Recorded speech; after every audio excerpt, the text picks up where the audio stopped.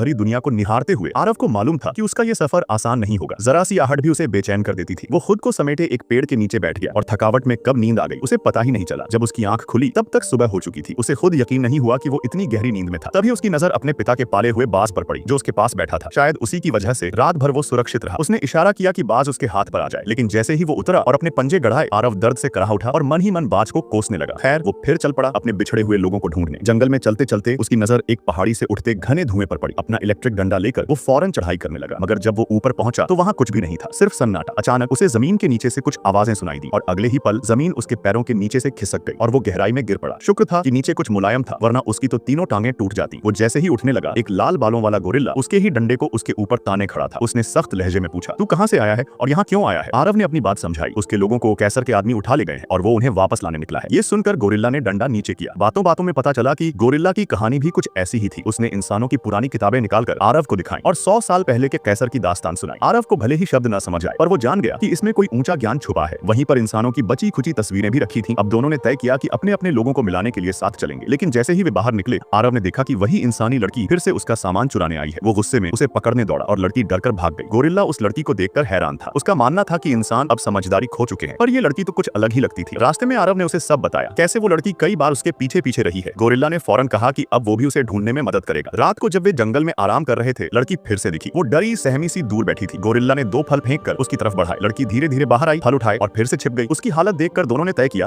कि पहले उसे इंसानों के किसी गांव तक पहुंचाना चाहिए, फिर अपने लोगों को ढूंढने निकलेंगे। रात को एक पुराने इंसानी खंडहर में आरव को एक अजीब सी चीज दिखी। वो आगे बढ़कर देखने गया और देखा कि वहां ब्रह्मांड की छवियां चल रही थी। वो चकित रह गया। इंसानी टेक्नोलॉजी के बारे में उसे कुछ पता ही नहीं था। तभी लड़की भी वहां आ गई। उसका नाम था नव्या। वो भी उस दूरबीन को देखकर मंत्रमुग्ध थी। आरव उसे देखता रहा। उसके मन में कई भाव उमड़ रहे थे। सुबह होते ही तीनों इंसानी बस्ती की तलाश में निकल पड़े। एक नदी किनारे उन्हें इंसानों का एक झुंड मिला जो पूरी तरह से अपनी समझदारी खो चुका था। नव्या अपने ही लोगों को ऐसे देखकर सन्न रह गई, लेकिन आरव को अब भी अपना मकसद पूरा करना था। उसे अपने लोगों को बचाना ही था, चाहे अकेले क्यों न जाना पड़े। तभी जब गोरिल्ला और नव्या उस झुंड की तरफ बढ़ रहे थे, उन्हें किसी अनहोनी का एहसास हुआ। आरव ने भी रुककर चारों तरफ देखा। तभी दिखा कैसर के सैनिकों की फौज इस ओर बढ़ती आ रही है। जनरल की एक हुंकार से जानवरों में भगदड़ मच गई, लेकिन देर हो चुकी थी। पूरे इलाके को घेर लिया गया था।